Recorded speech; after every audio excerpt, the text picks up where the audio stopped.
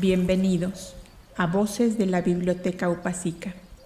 Yo soy Silvia Martínez y he creado este espacio donde el conocimiento ancestral cobra vida a través de la palabra.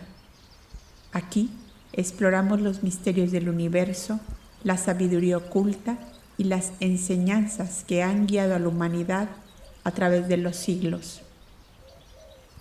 Acompáñanos en este viaje de luz y descubrimiento. Suscríbete, activa la campanita y si es de tu interés, te puedes unir como miembro de este canal, en donde encontrarás material exclusivo para acompañarte en este viaje de reencuentro contigo mismo. Y si no, basta con que nos des un me gusta, que esto por sí solo nos ayuda ya bastante para continuar con este esfuerzo. Comenzamos.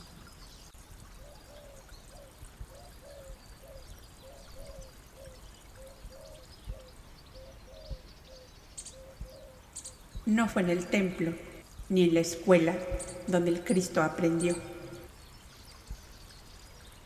sino en el silencio del viento y en el alma de las montañas.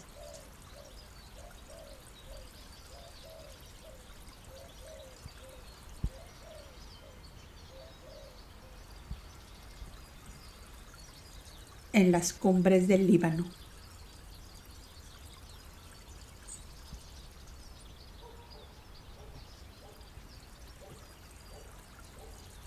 ¿Qué había sido del Cristo niño y de sus angustiados padres? Les vimos entrar bajo el espeso manto con que se cubrían los leprosos en el viejo torreón de Melcat, situado en la parte antigua de la ciudad, que por las nuevas edificaciones hacia las verdes colinas del monte Líbano había quedado como un derruido murallón sobresaliente hacia el mar, que tenía su blanco encaje de espumas en la orilla tranquila. Los terapeutas enfermeros les habían subido a un pabelloncito sobre una terraza cubierta de hiedras, donde anidaban las cigüeñas y las gaviotas y donde bandadas de mirlos azules formaban orquesta de gorjeos al amanecer. Era la única parte alegre del vetusto edificio, pues el sol inundaba la terraza y el panorama del mar como bordado de blancas velas casi a todas las horas del día.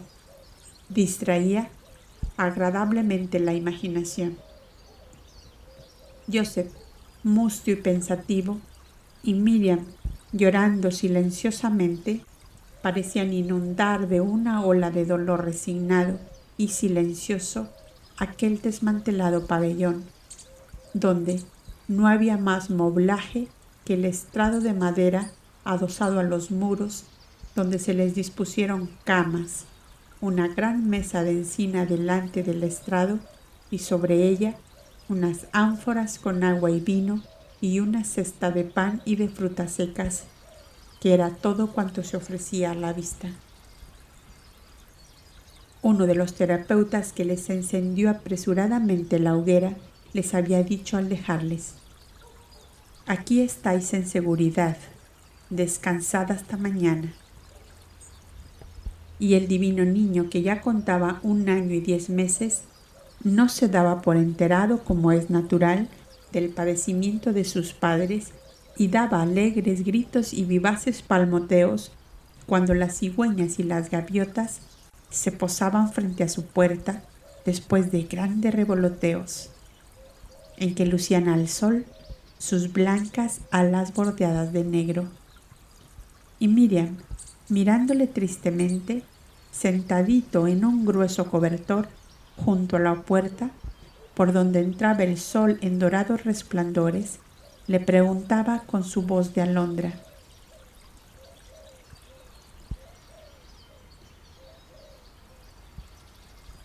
«¿Quién eres tú, amor mío, que así te ves perseguido por un rey poderoso?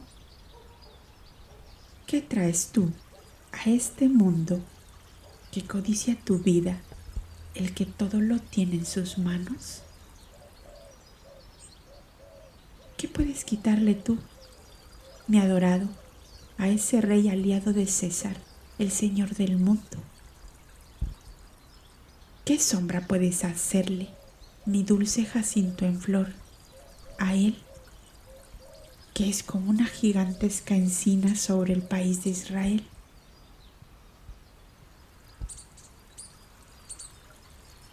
Que Jehová tenga bien descifrarme este impenetrable misterio que tan hondamente acongoja mi alma. Y sus manos delicadas y blancas como alitas de tórtolas que aletean en el agua, continuaban hilando la blanca lana de sus corderos nazarenos para tejer ropita de abrigo a su pequeño querubín, que tanto amaba y por el que tanto sufría.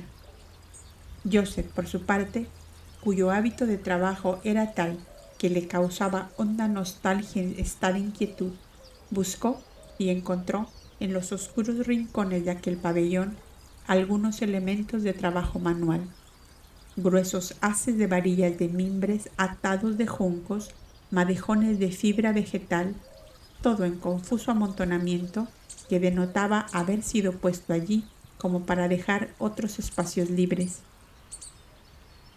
Y llevando todo hacia donde estaba Miriam, le decía alegremente: «Mira, aunque la cólera del rey nos retenga aquí un año, mis manos no se cansarán de estar ociosas».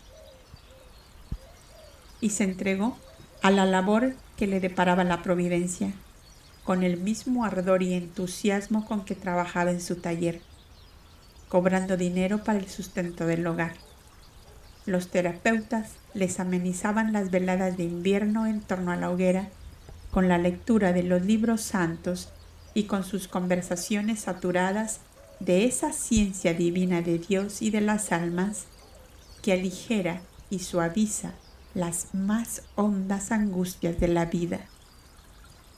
Así pasaron 5 meses, o sea, hasta la terminación del invierno, y tanta fue la cautela y discreción de los terapeutas enfermeros que ninguno de los habitantes del torreón advirtió la presencia de los huéspedes del mirador de la princesa, como llamaban a aquel pabelloncito, a causa de haber sido habitado siglos atrás por una descendiente del rey Hiram, complicada en una conjuración promovida por su marido para derrocar al soberano reinante en su beneficio.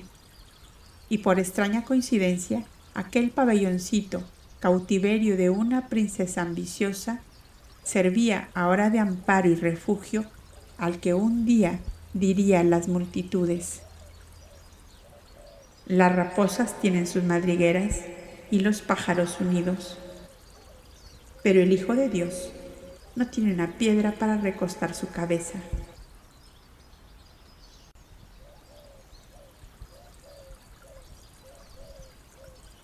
Y cuando la nieve empezó a derretirse en los picachos de los montes y las laderas y valles, a cubrirse de pájaros y de flores, Yashua y sus padres fueron bajados al subsuelo del torreón, donde cayó un día aquel pobre epiléptico, descubriendo el ignorado camino que conducía hasta la misteriosa gruta de los ecos perdidos que ya conoce el lector.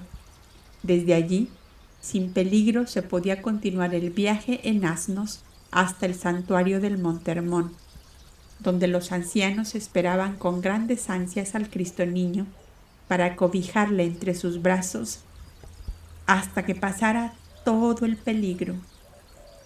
Los ancianos de todos los santuarios estuvieron de acuerdo en que no era ambiente propicio para la crianza del divino niño aquel mustio y sombrío torreón, habitación de enfermos incurables, donde solo permaneció 5 meses, o sea, hasta pasado el invierno, y pudiera ponerse en viaje una mujer y un niño de tan corta edad todavía. Era la región montañosa del Líbano, como una continuación de las risueñas montañas galileas, solo que en aquellas todo era imponente, majestuoso en su grandiosidad, plena de bellezas, de infinitos misterios.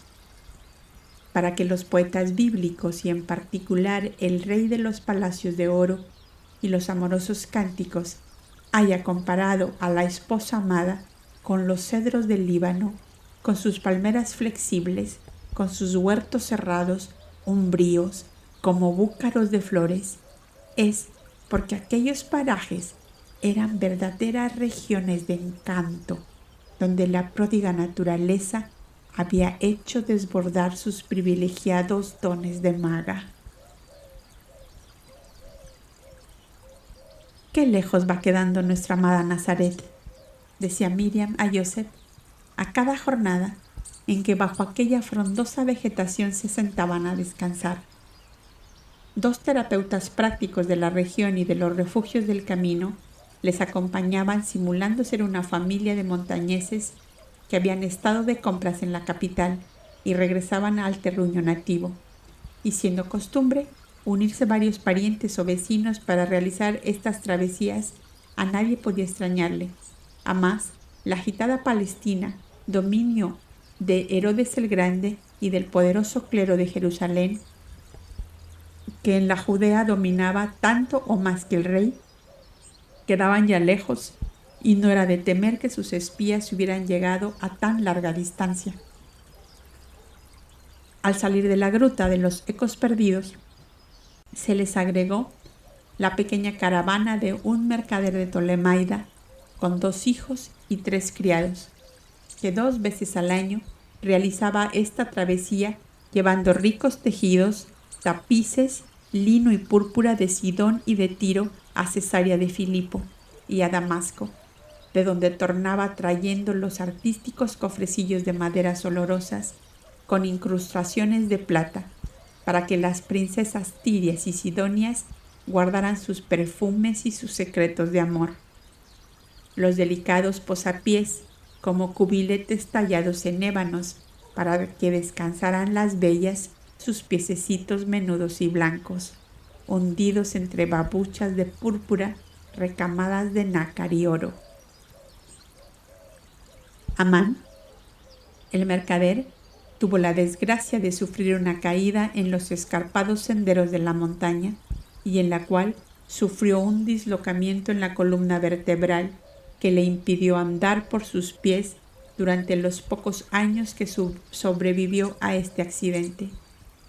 El menor de sus hijos, cuyo nombre era Tomás, que solo contaba 17 años, fue más tarde uno de los apóstoles del Cristo. Al aceptar el hospedaje de los terapeutas en la granja, que daba entrada a las grutas del santuario del Monte Hermón, al igual que la granja de Andrés a la entrada del santuario del Cuarantana, los 2 hijos del mercader de Tolemaida ingresaron en la fraternidad de Senia, debido al entusiasmo que despertó en ellos el amor y la solicitud con que los terapeutas médicos se dedicaron a aliviar a su padre en la dura emergencia que conocemos. El jovenzuelo Tomás cobró gran afecto al niño de Miriam, al cual gustaba arrullar para dormirle con los arpegios de su pequeña cítara de ébano y marfil. El santuario del Monte Hermón era uno de los que gozaban de más bellezas naturales y de más abundancia. La fertilidad de aquella región era maravillosa, tratándose de que la mayor riqueza de aquellos parajes consistía en la explotación de sus inmensos bosques, de las más apreciadas maderas para las construcciones de palacios, de templos y de barcos. La mayor parte de las poblaciones de libaneses estaban compuestas de obreros o comerciantes en madera y de labriegos y pastores. Entre las 2 vertientes que dan origen al nacimiento del Jordán, existía desde tiempos muy remotos una aldea que se había formado en un vallecito a la entrada misma de 2 montañas paralelas. Dan era una pequeña aldea de leñadores y pastores que casi todos eran familia, especie de tribu que vivían en completa paz y armonía bajo la obediencia al más anciano, al cual llamaban el patriarca. La cabaña de este estaba labrada en la montaña misma y vivía allí con su vieja compañera, 3 hijos varones ya casados y una porción de nietecitos. Ya puede suponer el lector que aquella cabaña era enorme para dar cabida a la numerosa familia. El abuelo Jaime, llamaban más comúnmente al anciano, jefe de toda aquella abundante prole. Pues bien, este anciano, su mujer y su hijo mayor Matías, eran los únicos poseedores del gran secreto de la entrada al santuario del Monte Hermón. Hacia un lado de la alcoba del viejo matrimonio se encontraba un enorme arcón de encina, repleto de madejones de lana y de fibra vegetal, preparados para tejer ropas de abrigo y esteras para los pisos. Las mujeres en general se dedicaban a estos trabajos, mientras los hombres hachaban árboles, preparaban tablones o leña, que caravanas inmensas de asnos y mulas conducían a las capitales vecinas. Detrás de aquellos promontorios de lana y fibra se hallaba una puerta muy disimulada que daba entrada a un largo corredor practicado en las rocas, el cual tenía salida a un valle hondo como un abismo al pie mismo del Monte Hermón. En el fondo de aquel abismo de exuberante verdor corría un arroyo de poca profundidad, encima del cual y de orilla a orilla estaba semitendido el enorme tronco de una encina, que algún cataclismo de las montañas habría medio tronchado, sin que por eso sus ramas se hubieran secado. Aquel corpulento árbol centenario era el puente que daba paso al audaz caminante que se internara por aquel laberinto de bosques y rocas. Este camino tan solo era conocido del abuelo Jaime y de su hijo Matías. Apenas vadeado el arroyuelo, un negro bosquecillo de espinos parecía interceptar el paso, pero el práctico de este camino removía unas trepadoras enredadas entre los troncos y quedaba al descubierto una puertecita de hierro, cuya respetable edad la hacía asemejarse a las mismas rocas en que estaba empotrada. Tal era la entrada al santuario del Monte Hermón. Los leñadores y pastores de la comarca estaban ya habituados a ver a los terapeutas médicos llegar a la casa del abuelo Jaime, a hospedarse cuando de tiempo en tiempo acudían a recoger hierbas y flores medicinales. Y entonces los enfermos de la comarca acudían a su vez a la casa del abuelo para que los buenos terapeutas les remediasen sus dolencias.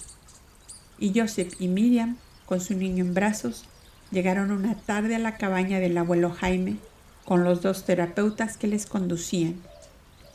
Y uno de ellos se había adelantado y tuvo con el anciano y con Matías, su hijo mayor, este diálogo. Abuelo Jaime, Jehová manda la gloria a tu casa. ¿Qué gloria es esa, mi hermano terapeuta?, preguntó el viejo. El Mesías nacido en Israel busca amparo por esta noche en tu cabaña. ¿Se lo das? Oh, mi Señor enviado de Jehová, ¿dónde está? ¿Dónde está? Para que mis ojos le vean antes de morir. A la entrada del valle viene con sus padres, pero has de hacer como si fueran de la familia tuya, por si pudieran algunos verles llegar. Y cuando hayan descansado en tu casa, Matías nos acompañará al santuario, pues allí le esperan ya. Esta casa es vuestra casa, hermano terapeuta, y los ancianos son los amos que mandan, dijo Matías. Disponed pues como queráis. Enterada la anciana Sebay de la gran novedad, aquello fue una barabunda de preparativos de ir y venir para disponer el hospedaje conveniente, y entre todos los familiares corrió la noticia de que llegaba una sobrina de Sebay, porque su marido, carpintero, traía obras de encargo a realizar y buscaba de elegir las maderas más preciosas para las delicadas arquillas y posapiés que debía fabricar. Y todo sucedió tal como lo proyectaron los discretos terapeutas, y lo único en que no acertaron fue en que esa misma noche pasarían al santuario, pues Miriam estaba agitada por la fatiga del penoso viaje escalando montañas, lo cual producía ese desgaste natural de un viaje lleno de impresiones, de inquietudes y hasta de miedo. Cualquier encuentro con gentes desconocidas le causaba terror, suponiendo de que fueran los esbirros del rey que seguían sus pasos, y una fuerte crisis de nervios que se revolvió en un silencioso llorar le acometió apenas penetró a la cabaña del abuelo Jaime.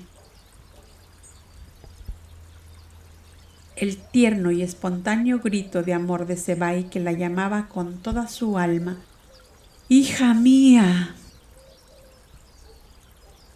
mientras la recibía entre sus brazos, hirió la fibra más sensible del alma tiernísima de Miriam, que explotó como una lira a la cual rompieran de un golpe sus cuerdas doradas. Entre Zebai y Joseph la llevaron a la tibia alcoba que le habían destinado, y colocada ya en su lecho, su esposo aconsejó dejarla en reposo completo, diciendo: «No es nada, el descanso y el silencio es su mejor medicina. Idos, que yo quedo aquí con el niño junto al lecho hasta que la vea dormida», suspiró enternecido. El pequeño se durmió también entre la tibia penumbra de aquella alcoba, saturada de silencio, de paz y de tranquilidad. Miriam durmió también por fin, y a poco rato vio Joseph que se encendía una claridad de rosa pálido con tonalidades oro.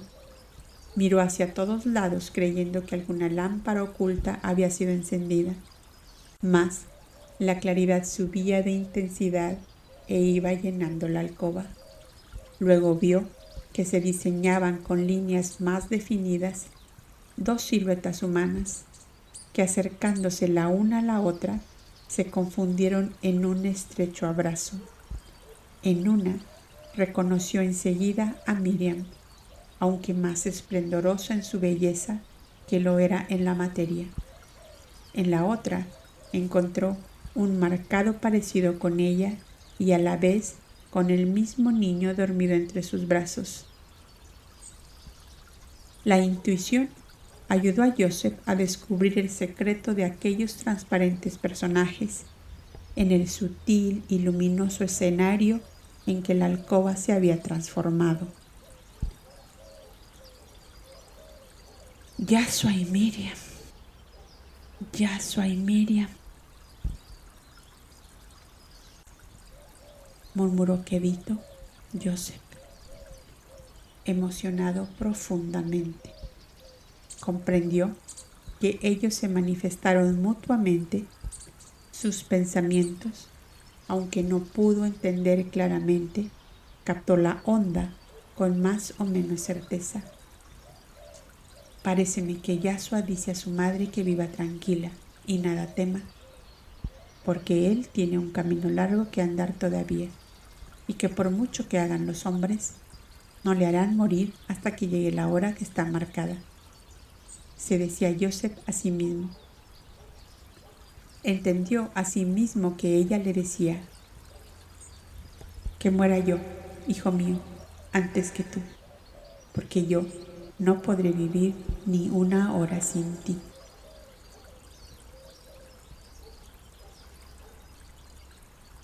Y él le contestaba, acariciándola: «Dios es el dueño de las vidas de los hombres, y su voluntad es adorable por encima de todas las cosas».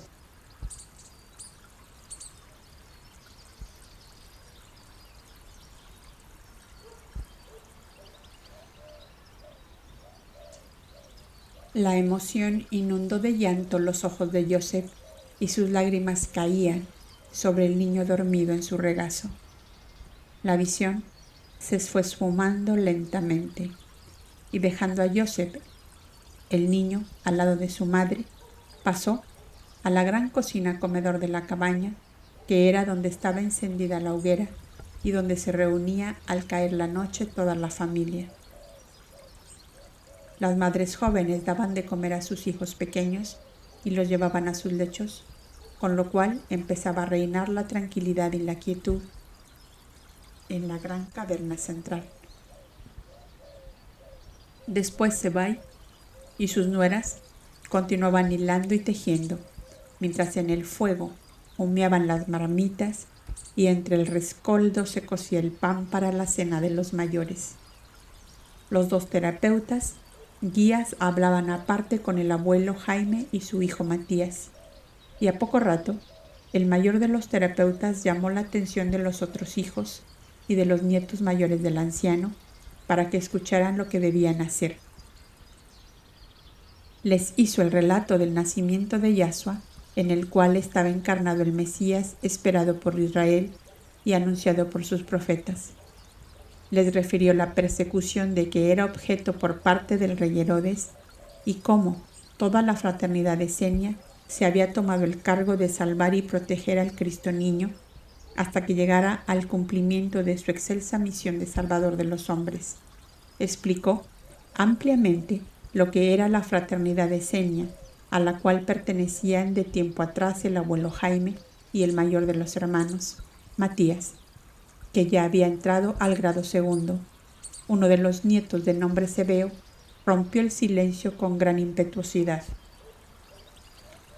Si abuelo Jaime y mi padre son de la fraternidad esenia, yo quiero serlo también desde este mismo momento. Era solo un adolescente de 10 años que por ley de evolución y de sus alianzas debía ser uno de los 12 apóstoles de Yahshua. La decisión del niño Zebeo les animó a todos, y la anciana Zebai, que junto con su marido había ingresado a la fraternidad muchos años atrás, decía con voz temblorosa de emoción y de dicha: «Cuánto he pedido a Jehová este momento, que él tardó en concederme acaso por mi falta de merecimiento». Y bajo esta hermosa impresión se sirvió la frugal comida, y cuando todos rodeaban la mesa, apareció Miriam con su niño en brazos y rebosante al parecer de paz y de alegría. «Llegas a tiempo», decía Zebai, haciéndola sentar al lado de Joseph, pues íbamos a empezar la cena. Y el hermoso niño de Miriam, que atraía todas las miradas de aquellos que ya no ignoraban quién era, estaba muy divertido de pie sobre las rodillas de su madre, jugando con las naranjas de una cestilla que frente a él estaba sobre la mesa. Y ajeno por completo a la admiración y amor que tanto despertaba, hacía rodar las doradas frutas, dando grandes gritos y risas cuando una chocaba con otra. Y adivinando Joseph el pensamiento de todos, le levantó en sus brazos y fue presentándolo ante ellos mientras les decía: «Paréceme justo que selléis con un beso del alma la alianza con el profeta de Dios, que él nos da como prenda de amor». Y todos besaron al niño, que les sonreía mientras conservaba entre sus manitas una de las naranjas con que estuviera jugando. Todos decían algo, solo Zebeo no decía nada. Luego lo pidió al padre y le llevó de nuevo a la mesa donde estaba Miriam. Corrió hacia afuera y volvió con 2 hermosas tórtolas mansas que puso ante el niño, cuyo semblante tomó un aspecto de indefinible alegría. «Ahora te pido un beso», dijo al pequeñín acercándose, «porque hice algo que es de tu agrado». El chiquitín le tendió los bracitos y le besó largamente. Muchos años después, Zebeo, ya hombre, recordaba esta escena con ternura que le llevaba hasta el llanto. Y el maestro, oyéndolo, le decía: «Con tus tórtolas me ganaste el corazón en aquel entonces, y ahora me lo ganas con tu abnegación en seguirme». Entre esta cordialidad, llena de suave ternura, se deslizó la comida, después de la cual Zebai y sus nueras rodearon a Miriam y al niño, cuya espontánea alegría llenaba de gozo todos los corazones. Ningún cansancio ni fatiga se traducía en el diáfano semblante de Miriam, por lo cual los terapeutas conductores pensaron en silencio: «Esta misma noche podremos llevarles hasta el santuario». Y cuando ya bien entrada la noche, el anciano Jaime hizo la oración final. Jehová, Señor de todo lo creado, dad descanso a tus siervos y que el sueño que les concedes repare las fuerzas para empezar de nuevo el trabajo al amanecer. Y todos se dispersaron a sus alcobas particulares y un gran silencio se hizo en la cabaña. A poco rato, el mayor de los terapeutas llamó sigilosamente a la alcoba de Joseph. ¿Estás dispuestos para partir esta noche?, le preguntó. Lo estamos. Llevadnos cuando queráis. En la alcoba del viejo matrimonio se veía luz encendida. Allí esperaban ellos y Matías, con las cerillas dispuestas para encender, y el manso asno de Zebai ya enjaezado para conducir a Miriam por el secreto camino que conocemos. Apartaron a un lado los fardos de lana y los montones de fibra vegetal, y detrás del arcón de encina apareció la puerta que se agrandaba tanto cuantas planchas de rústica madera se apartaban de la enorme cavidad con que empezaba el corredor. Ayudó Joseph a montar a Miriam, le colocó a Yaso en el regazo y, cubriendo a entrambos con un grueso cobertor de lana, tomó el asnillo de la brida y fue así siguiendo a Matías, que con una gruesa torzada de hilos encerados abría la marcha a través de las tinieblas. El abuelo Jaime y Zebai quisieron ir con ellos hasta el arroyuelo que ya mencionamos, y los dos terapeutas cerraban aquella procesión entre las sombras débilmente iluminadas por las cerillas encendidas. La providencia ha querido que seamos 7 en esta jornada, decía uno de los terapeutas. 7 lamparillas de amor en torno al verbo de Dios. ¿No es este un bello presagio? Lástima que mi lámpara poco durará encendida, hermano terapeuta, contestaba el abuelo Jaime. ¿Por qué lo decís? ¿No veis cómo tiembla ya la luz en mis manos? 89 veces he visto a mis viñas cubrirse de frutos. ¿Y preguntáis por qué lo digo? No habléis de morir, abuelo, cuando vamos llevando la luz de este mundo, decía el otro terapeuta. Algo más de 200 veces he hecho este camino desde que los terapeutas me sacaron de Galilea con mi Zebai y me trajeron a esta cabaña. Llevo aquí 53 años y hubo algunos de 4 viajes. ¿Con qué haces la cuenta? En unos me fui a pedir de boca, en otros resbaladas al arroyo desbordando por encima de la famosa encina puente, y en otros me costó algún trabajillo escapar a las hambrientas fauces de las fieras. Pero ahora descansáis en Matías, ¿no es así? Justamente, hermano terapeuta, mas, como conozco los peligros, hasta que le veo tornar sano y salvo, no duermo. Es grande y meritoria vuestra hora. No creáis que os hago estas referencias para que me engrandezcáis. Si en mi poca capacidad ni aún estuviera hecho, ¿qué cosa tendría para conquistarme la vida eterna? Por trabajar, comer y dormir, no creo que el Señor tenga que darme un premio.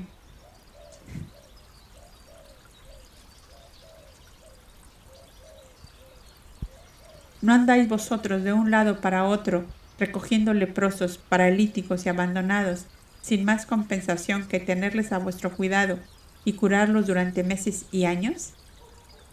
Si he querido llamarme senio, debe ser para hacer algo por los demás.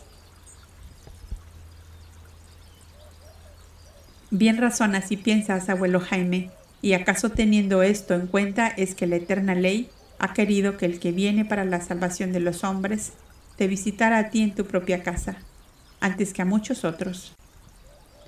Lo agradecemos tanto, Zebai y yo, que tenemos en poco nuestra soledad en estos montes, a cambio de esta gloria de hospedarle y servirle.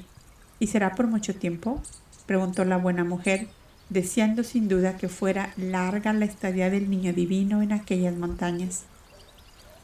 Dios dirá, contestó uno de los terapeutas. Eso dependerá sin duda de que el rey olvide su inquietud más o menos pronto, sugirió el otro. O que la justicia de Dios la parte del medio, añadió el anciano Jaime. Mientras tanto, el niño se había dormido al suave balanceo del andar parsimonioso del asnillo que Joseph conducía de la brida. Y Miriam, sumida en sus pensamientos de absoluta entrega a la divina voluntad, se dejaba llevar a lo desconocido, no sin detenerse a considerar la extraña circunstancia de que su hijo, a quien oía siempre llamar Salvador de los hombres, debía huir de los hombres desde sus más tiernos años. Qué ciegos y malos serán los hombres de esta tierra, que así persiguen a quien les viene a salvar, pensaba ella en su ingenuidad sencilla y casi infantil. Por su parte, Joseph, entristecido, pensaba en su hogar abandonado, en su taller confiado a la honradez de 2 jornaleros de su confianza, en aquellos 5 hijos de Débora, su primera esposa, a cuya hermana Salomé quedaron confiados en la ciudad de Canaán, donde tenía parentela. Ellos están seguros y dichosos, pues que Zebedeo y Salomé harán con ellos como lo haría Débora y yo, pensaba tranquilizándose a sí mismo. Ellos que saben los motivos de este precipitado viaje, ensancharán más sus corazones para amarles y cuidarles, ya que su hogar solitario, por la pérdida de los primeros vástagos, se verá lleno de alegría con los míos, hoy doblemente huérfanos.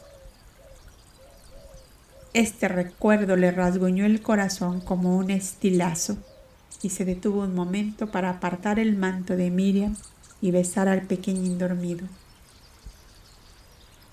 ¿Qué tienes, Joseph?, preguntóle ella, que algo doloroso presintió en él. Pensaba en el hogar lejano y en mis niños abandonados, contestó. Y es por mi hijo que has hecho tanto sacrificio, exclamó ella. Sí, Miriam, por el más pequeño de nuestros hijos. Porque él, que de verdad será el más grande de todos ellos, Miriam. Te juro por Jehová que aunque aquellos hijos tuviera que perderlos por este viaje, bendeciría a Dios si puedo salvar a este solo, que es su profeta elegido. A poco rato Matías se detuvo y dijo en voz alta: Hemos llegado, escuchad. Todos guardaron silencio y escucharon. En el inmenso silencio de aquella hermosa noche de primavera se oía el murmullo del arroyo que pasaba a pocos pasos de la abertura de las rocas por donde iban a salir. El enorme boquete se veía ya claramente como recortado en la claridad lunar que caía sobre el follaje oscuro de los cedros y de las encinas, como un sutil velo de ilusión que lo envolvía todo con delicadas transparencias. Loado sea Dios, dijo el anciano, que mis viejas piernas comenzaban a temblar. Sentaos en los pollos de piedra de la salida mientras doy la señal de llegada, advirtió Matías adelantándose hacia el negro bosquecillo de espinos que se levantaba apenas pasado el arroyo. ¿Cómo?, exclamó Miriam, viéndole pasar rápidamente por el enorme tronco de encina atravesado sobre el arroyo. ¿También yo pasaré por allí? Todos, Miriam, todos pasaremos por allí, pero no temas que yo pasaré contigo, le contestó Joseph. No, interrumpió el anciano Jaime, ella no pasará por allí. Esperad un poco y ya veréis que los ancianos lo han pensado todo.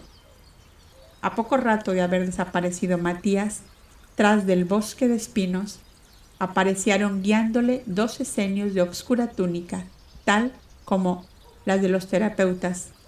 Traían 2 grandes tablones y Matías 2 varas de madera enormemente largas.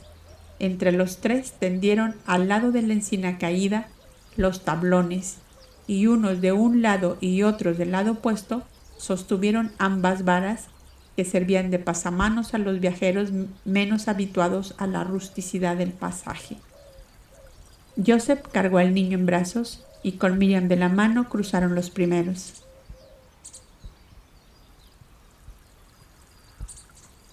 El anciano Jaime y su mujer sostuvieron en la opuesta ribera los extremos de las varas pasamanos hasta que pasaron todos. Y cuando vio Matías que todos desaparecieron por la negra puertecita abierta en la roca, metió de nuevo por ella los tablones, cerró por fuera, un pesado cerrojo cayó por dentro y tomando el asnillo de la brida, volvió con sus padres a la gran cabaña que dormía en profundidad y quietud. Una doble fila de cirios encendidos y de cenios cubiertos con sus mantos blancos fue lo primero que apareció a la vista de los viajeros. Eran 49 solitarios que habitaban aquel santuario. Al final de aquella galería viva de almas amantes y de llamas de cirios, estaba el servidor, un venerable anciano de bondadosa mirada, en la cual resplandecía la emoción cercana a las lágrimas. Se adelantó unos pasos y extendió los brazos, pidiendo al niño que dormía sobre el pecho de Joseph.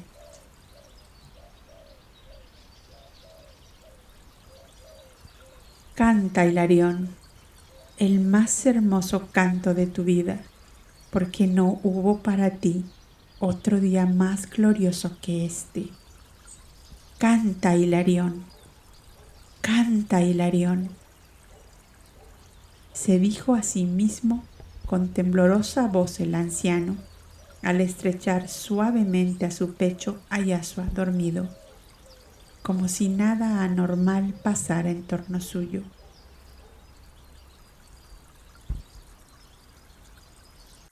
Un hondo silencio dejó presentir la profunda ola de emoción y de ternura que cruzó rozando todas las almas, pasada la cual el anciano servidor fue presentando el niño a las miradas ávidas de todos los solitarios, que solo se atrevieron a besar la manecita lacia como una rosa tronchada sobre las blancas ropas que envolvían el menudo cuerpecito del niño dormido.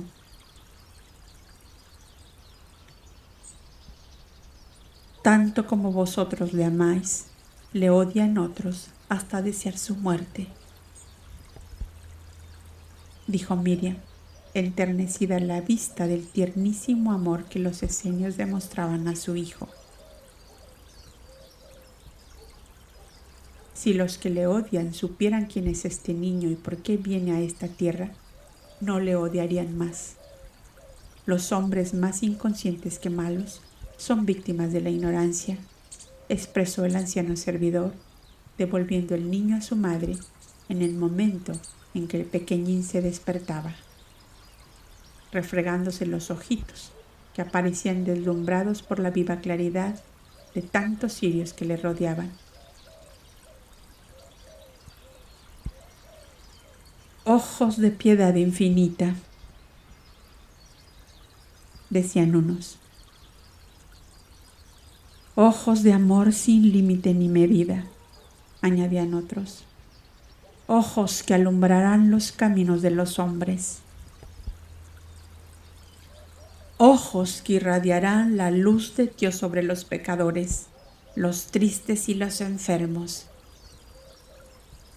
Y viendo que el niño reía mirando a su padre, alguien añadió: ojos de niño que ignora por el momento todos los dolores de la vida.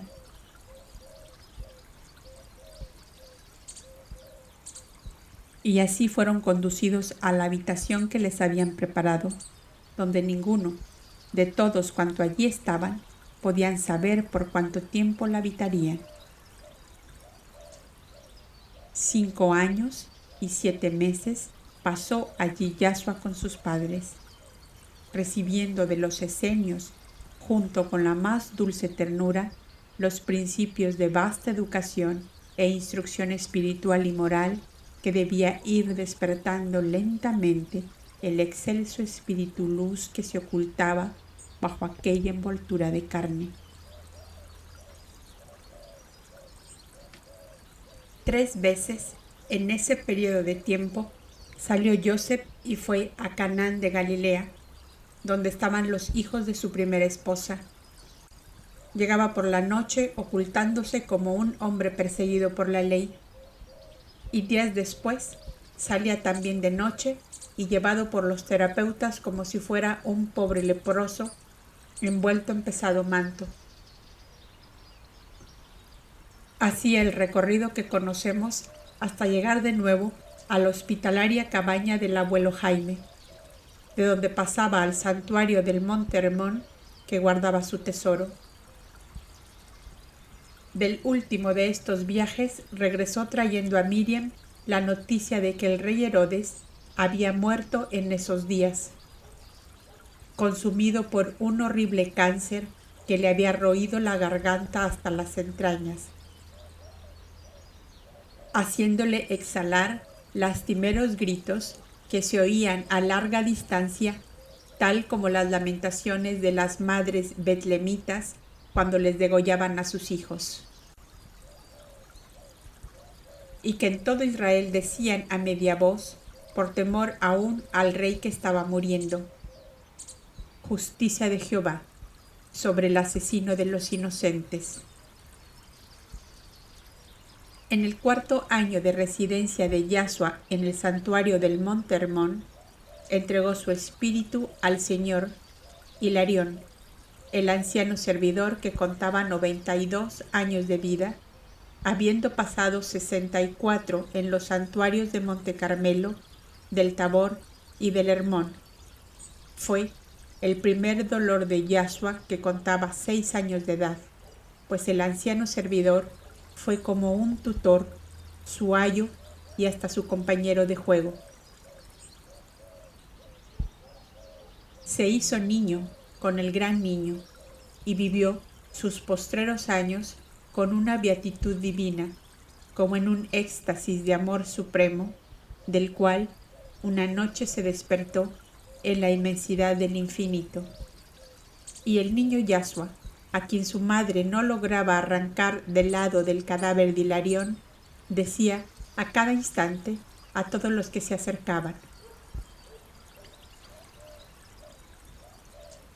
le llamo tantas veces y no quiere despertarse.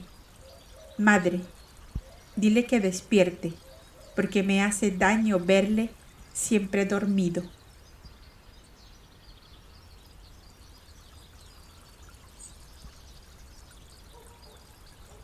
Pasado este primer momento de dolor, el santo niño sintió decaimiento físico debido a una fiebre ligera que le acometió y por lo cual fue puesto en el lecho. A Hilarión le sucedió Abdías en el puesto de servidor del santuario y desde luego primer instructor del niño Yahshua. A determinadas horas, una guardia de 7 seños de los más adelantados rodeaba el lecho del pequeño enfermo hasta que, pasados unos días, desapareció la fiebre y el niño volvió a sus juegos habituales y a la suave tarea de su primera educación. Y para que se vea hasta qué punto el niño Luz se vio envuelto en las glorias de aquellos santos amores que hacían de su vida un paraíso, oigamos el diálogo que sostenía con su nuevo instructor. Servidor, le decía, creí que nunca me consolaría de haberse dormido el servidor Hilarión, a quien yo mucho amaba, y ya lo veis, estoy consolado y tengo de nuevo ganas de jugar. Es justo que así sea, hijito mío, le contestaba el esenio, porque es la ley de Jehová que vivamos pocos o muchos años sobre la tierra, donde debemos descansar y dejar este cuerpo físico para dar libertad al pájaro azul que canta prisionero aquí en nuestro interior. ¿Y tengo también yo aquí adentro un pájaro azul? Y qué bello y radiante es, hijito, tu pájaro azul, qué bello y radiante es. ¿Y tendré también yo que dormir como Hilarión para que vuele en libertad el pájaro azul? También tendrás que dormir cuando hayas terminado la tarea que sobre la tierra debes cumplir. ¿Y qué tarea es esa? ¿Me la podéis decir? inquirió el niño con sus grandes ojos color de ámbar, radiantes de inteligencia. Salvar almas, muchas almas, que son también pájaros azules, cautivos y prisioneros por la ignorancia y por el pecado. ¿Y qué es el pecado?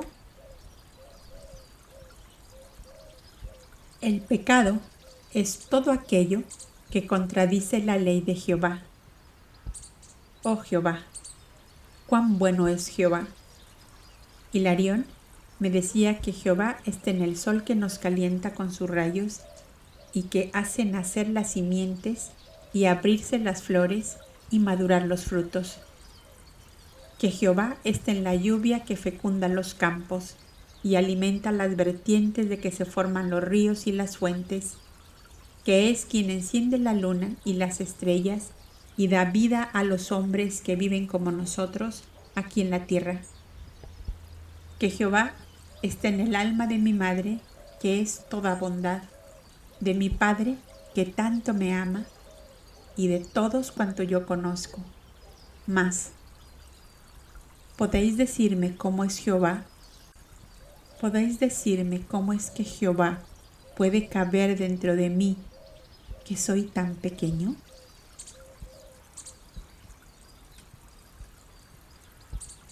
Y era de ver aquel chiquitín de 6 años parado firme ante el anciano Abdías, mirándole fijamente los ojos mientras formulaba esa pregunta. Jehová, hijo mío, es como una gran luz, como una oleada de esencia, de fuerzas y de energía. Tú eres pequeñito, pero puedes tener en tu manita una antorcha que ilumina una habitación, por grande que sea. Eres pequeñito, pero puedes guardar en el hueco de tu mano una redoma de sutil esencia, de la cual unas pocas gotas bastan para llenar de perfume todo nuestro santuario. Eres pequeñito, pero puedes llevar una chispa de fuego y prender una inmensa pira de leña e incendiar un inmenso campo. ¿Comprendes? Oh, sí, voy comprendiendo. Y pienso más aún. Pienso que, como soy tan pequeñito y Jehová es tan grande, debe rebosar Jehová hacia todos los lados de mi cuerpo. ¿Verdad que es así? Sí, hijo mío. Jehová rebosa de ti, sobre ti y alrededor de ti, como el agua de un torrente incontenible, como la luz radiante del sol, como el perfume de las flores, como melodía de arpas eternas, cuyas resonancias no se extinguen jamás. Así se desborda Jehová en ti. ¿Y yo? ¿Qué tengo que hacer para Él? Pues amarle por encima de todas las cosas, hacer su voluntad, antes que toda otra voluntad, y amar a todos los seres que han salido de su seno, porque es Padre universal. Y me dirá, servidor, ¿cómo puedo saber lo que quiere Jehová de mí? ¿Puedes decirme dónde le encontraré para conversar con Él, como lo hago contigo? ¿Cuándo podré ver a Jehová como veo a mi Padre, como te veo a ti? Muchas preguntas son estas, y arduas de contestar a un niño pequeño todavía. Mas, como Jehová desborda de ti, creo que me comprenderás bien. Y confiadamente el niño se sentó sobre las rodillas del anciano, buscando de estar más cerca para escucharle mejor. Háblame, que yo te comprenderé, le dijo con gran seguridad. A Jehová, hijo mío, no se le ve, sino que se le siente. Vamos a ver de entendernos. ¿Qué sientes tú cuando tu buena madre te acaricia con indecible ternura y te viste una túnica y te cubre los piececitos fríos con unas calzas de lana calentadas al fuego? Piensa un poco. El niño pensó, con su manecita puesta en la mejilla, y luego contestó: siento ganas de llorar de amor y de ternura por ella, y me abrazo de su cuello y la beso un centenar de veces en la boca, en los ojos, en las mejillas, en las manos, hasta que me harto bien de quererla. ¿He contestado bien? Perfectamente bien.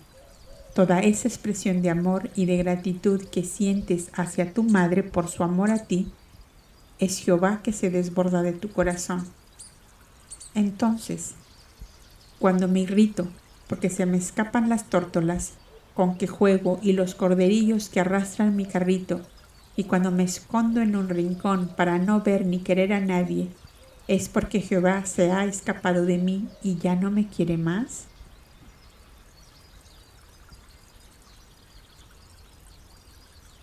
Justamente, hijo mío, cuando somos malos y no tenemos amor para nuestros semejantes, ni queremos saber nada de nadie, Jehová esconde de nosotros su presencia para que el dolor y la tristeza en que nos deja nos obliguen a volver a Él y buscarle y amarle por encima de todas las cosas.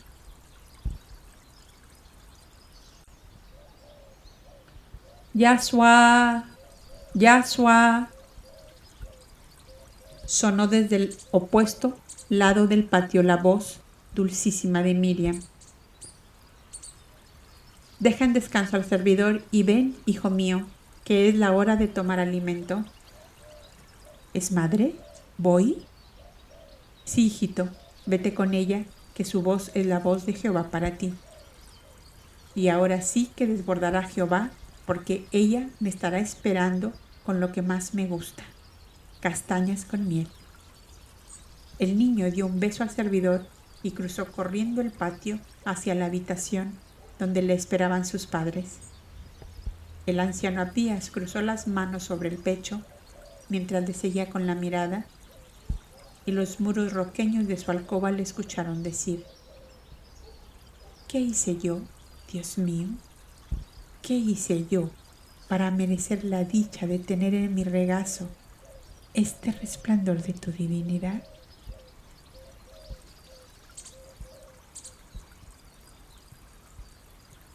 Y una hilera de gruesas lágrimas que la ternura le arrancaba del alma surcaron su blanco rostro y se perdieron en la barbacana. Y murmuró más bajo aún: es Jehová que se desborda de mí hacia todos los lados de mi cuerpo, según decía el niño Luz hace unos momentos. Luego se dirigió al santuario porque caía la tarde, hora de la oblación del incienso en la puesta del sol. Sintiendo desbordar la dulzura y el amor de su corazón, pidió a los esenios del coro cantar el Salmo 34, que respondía admirablemente al estado de su espíritu, lleno de inmensa gratitud a Dios.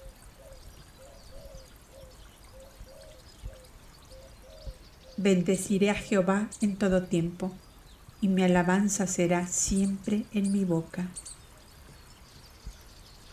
Mientras los esenios reunidos en el santuario cantaban salmos de gratitud a Jehová, el pequeño Yahshua, sentado a la mesa entre sus padres, que junto con él tomaban alimento, decía con encantadora voz: en estas castañas con miel también está Jehová, porque me saben tan bien. Y dice el servidor que Jehová está en todo lo bueno que hay en la tierra. ¿Lo sabías tú, padre? ¿Y también tu madre? ¿Lo sabías? Sí, hijo, es así como dice el servidor, contestóle Joseph. Hijito, tú discurres en cosas demasiado profundas para ti, le observó su madre con gran dulzura. Siempre me vas a repetir lo mismo, que soy muy chiquitín. Jehová sabe que yo soy pequeño y se empeña en estar dentro de mí. ¿Comprendes tú ¿Esto, madre? Miriam miró a Joseph como interrogándole y éste contestó: Tu madre y yo solo sabemos amarte, hijito mío, y amar a todos los hombres que son criaturas de Jehová. Come tus castañas con miel, y juntos daremos gracias a Dios por todos los dones que nos ha dispensado.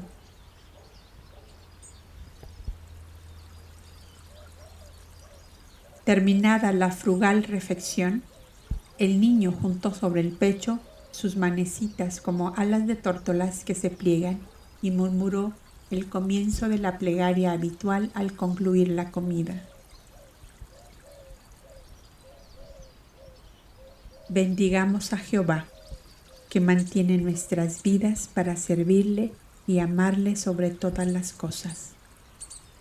Así sea, contestaron Miriam y Joseph con la honda emoción que les producía el recogimiento del pequeño en su oración a Jehová.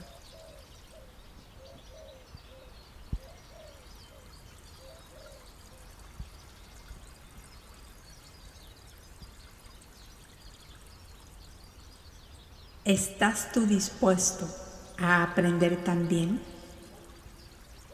Desde el silencio que habla más que todas las voces.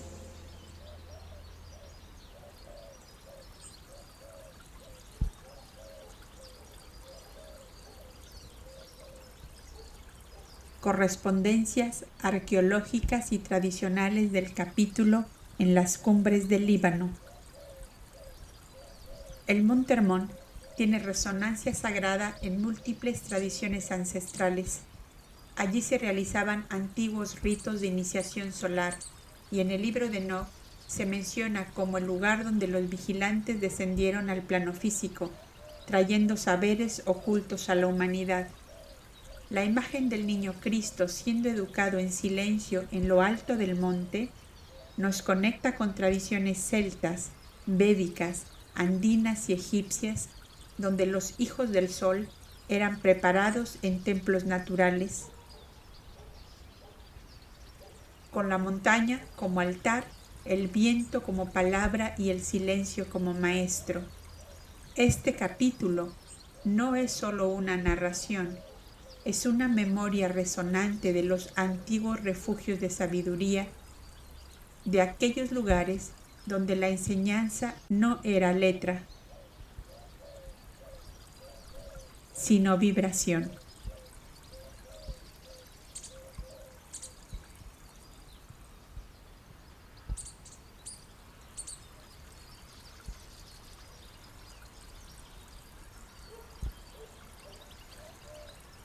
Puente con la historia sagrada del capítulo en las cumbres del Líbano. El santuario del Monte Hermón resuena con los grandes lugares iniciáticos del planeta, allí donde el alma se eleva sin escalinatas, donde el conocimiento no se transmite por discurso, sino por presencia, comunión y vibración. Este capítulo nos recuerda el modelo espiritual más antiguo y puro, la montaña como templo, el silencio como enseñanza, la naturaleza como escuela del alma. El Cristo niño fue formado así, no por dogmas, sino por resonancia con el universo.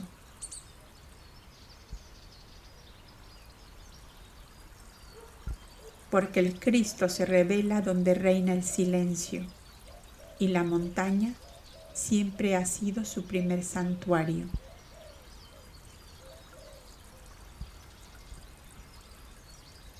Nos vemos en el próximo capítulo. Una luz en las tinieblas. Gracias por acompañarnos en este episodio de Voces de la Biblioteca Upásica. Que estas palabras resuenen en tu interior y te inspiren en tu propio camino de búsqueda y despertar.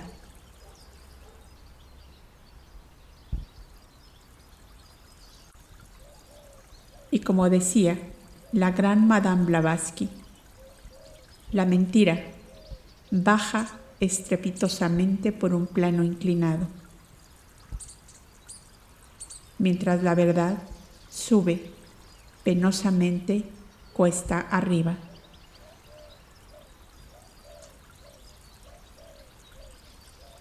Y antes de despedirnos, te invitamos a que te suscribas, que actives la campanita y que nos des un me gusta. Y que si quieres ir aún más allá, te hagas miembro exclusivo de este canal, en donde mes a mes creamos contenido especial para acompañarte en este camino tan íntimo que no se puede definir con palabras. Nos encontramos en el próximo episodio. Hasta entonces, que la luz del pensamiento ilumine tu sendero.